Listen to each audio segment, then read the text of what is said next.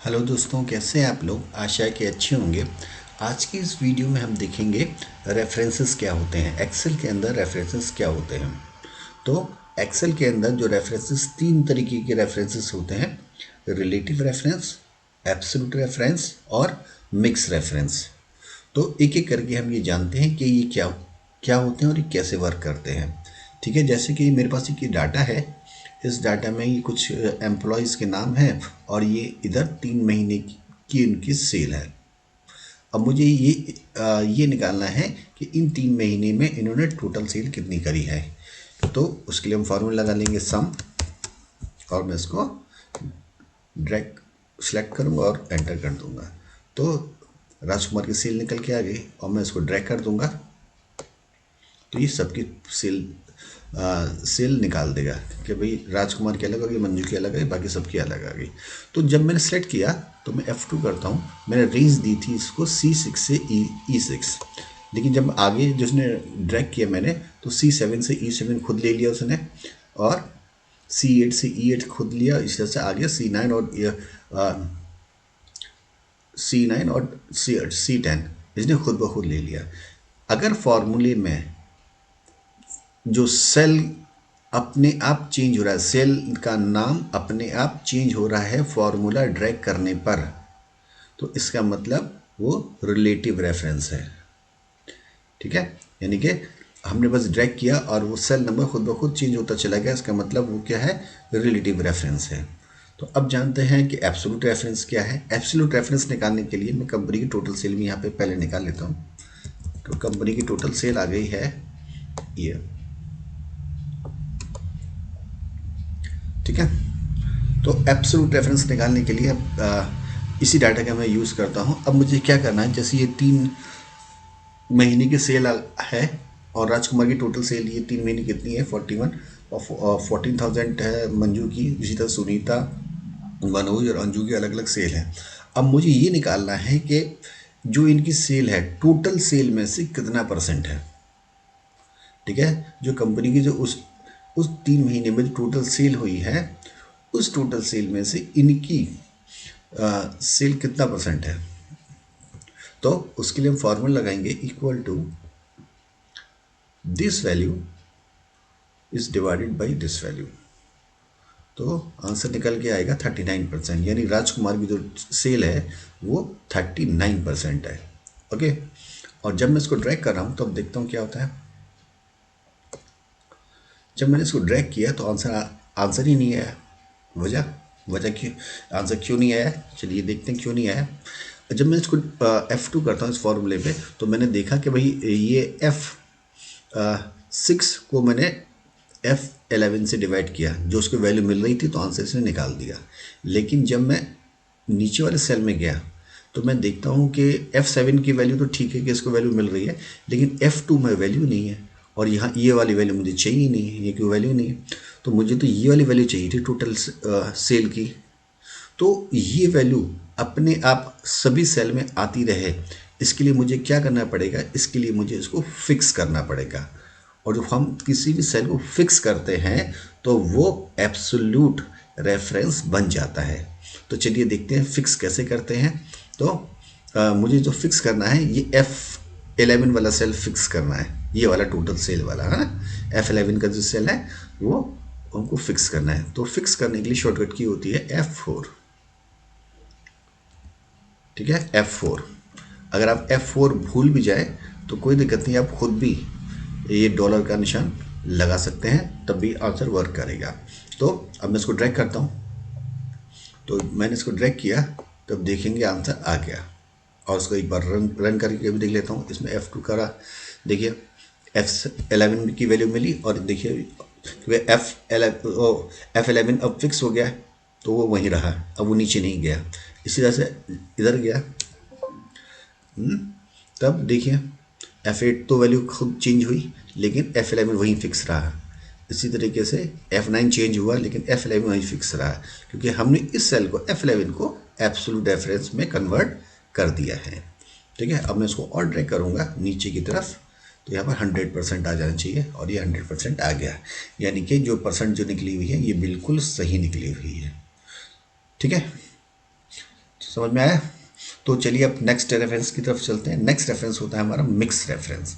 Mix reference का मतलब यानी कि जब हम एक रो और एक कॉलम को फिक्स करते हैं, तो मिक्स रेफरेंस निकालने के लिए भी हम इसी टेबल का यूज़ करेंगे। अब मुझे इस टेबल में ये निकालना है कि जो ये हर महीने की जो सेल करी है इन्होंने, ठीक है, जो हर महीने की जो सेल करी है, तो इनकी टोटल सेल का कितना परसेंट था। ध्यान रखिएगा, इनकी टोटल सेल का कितना परसेंट था, कंपनी की टोटल सेल नहीं, इनकी टोटल सेल का कितना परसेंट था। तो कैसे निकालेंगे? तो सिंपल फॉर्मूला था इसका। तो हम अब इस बार क्या करेंगे, इसको डिवाइड कर देंगे किससे, टोटल सेल से, और एंटर कर देंगे।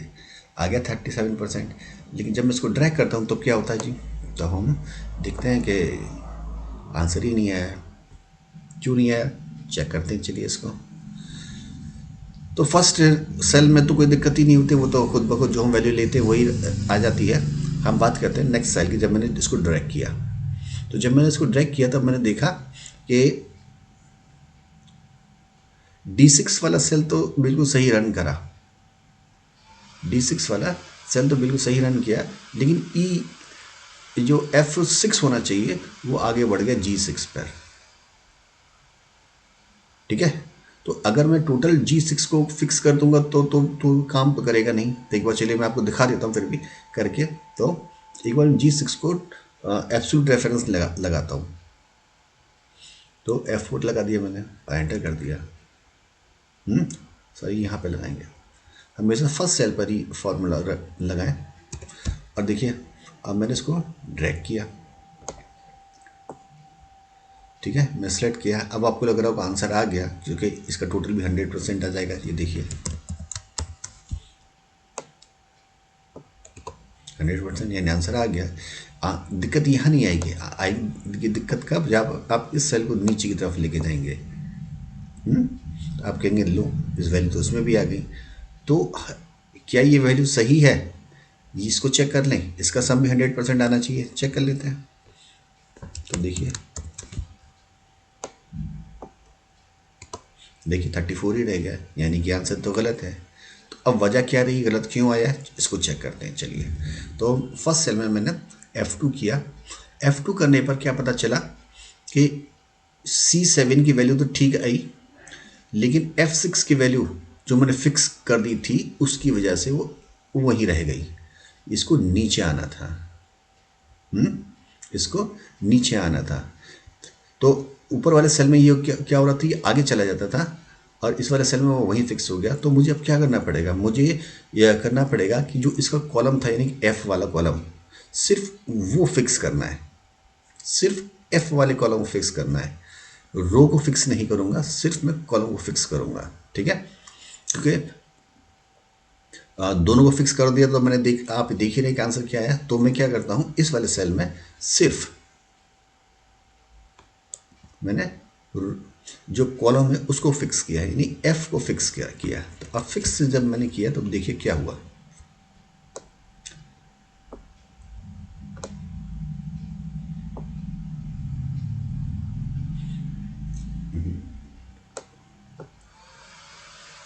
उसको ड्रैग कर देता हूँ फॉर्मूले को।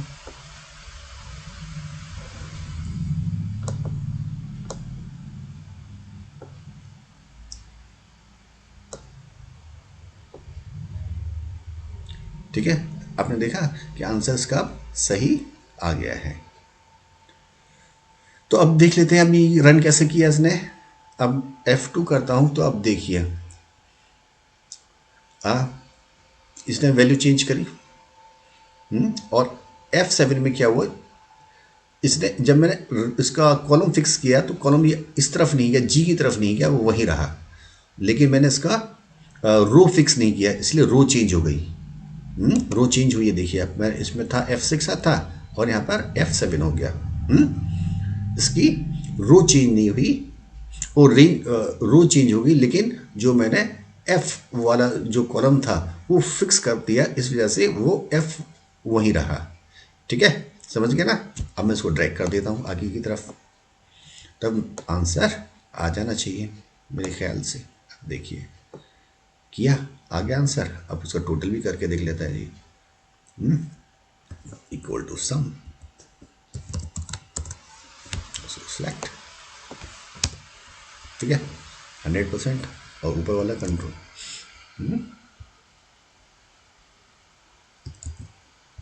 इसको भी सम कर लेते हैं, इसी को हम आगे बढ़ा देते हैं।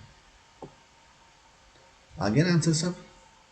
तो समझ में आ गया मिक्स रेफरेंस और एब्सोल्यूट रेफरेंस? अगर नहीं समझ में आया तो चलिए एक एक हम एग्जाम्पल और देखते हैं इसी का। ओके, तो जैसे अब मेरे पास एक और टेबल है इधर, चल इसको थोड़ा बड़ा कर देता हूँ। इस टेबल में अब ध्यान से देखिएगा, अब मैं इसमें मिक्स रेफरेंस का इस्तेमाल करूँगा। ये टेबल फिर क्या कहती थी, ये मुझे ये 10 को मल्टीप्लाई करना है 100 से, देन 200, देन 300, देन 400, देन 500, ठीक है। तो अब देखिए मैं करता हूँ उसको, equal to this is multiply by this, ठीक है। तो मैंने इसको ड्रैग करा और मैंने इसको खींच दिया, आंसर नहीं आया। वजह इसकी ये रही,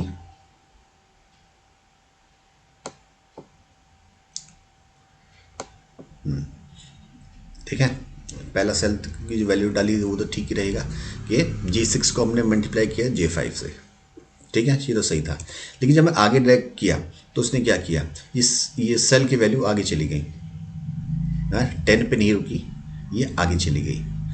ये आगे चली गई तो ठीक है, 200 पे जानी थी, ये 300 पे जानी थी, 400 पे जानी थी। लेकिन यहाँ पर ये हमारा ये चीज़ फिक्स होना था, यानी कॉलम यहाँ पर ये फिक्स हो जाना चाहिए था, जो फिक्स नहीं हुआ, इसकी वजह से वो आगे चला गया। तो मैं क्या करूँ, एक बार इसको फिक्स कर देता हूँ, यानी जे वाले को मैं फिक्स कर देता हूँ, जे को। तो जे को मैंने यहाँ से फिक्स कर दिया। देखिए इसका भी एक शॉर्टकट की होता है, मैं एक बार लगाऊंगा, देखिए मैंने F4 किया तो ये क्या बन गया, एब्सोल्यूट रेफरेंस। दूसरी बार किया तो ये क्या हुआ, एक रो फिक्स हो गई। दोबारा किया तो इस बार कॉलम फिक्स हो गया, मुझे कॉलम ही फिक्स करना था। बस F4 करते जाएंगे और दोबारा F4 करेंगे तो दोबारा हट जाएगा। देखिए मैं आपको बताता हूँ, देखिए दोबारा हट गया ना पूरा, मिक्स, फिर रो फिक्स हुई और फिर कॉलम फिक्स हुआ है। तो अब एंटर कर दिया। अब मैं इसको ड्रैग करता हूँ,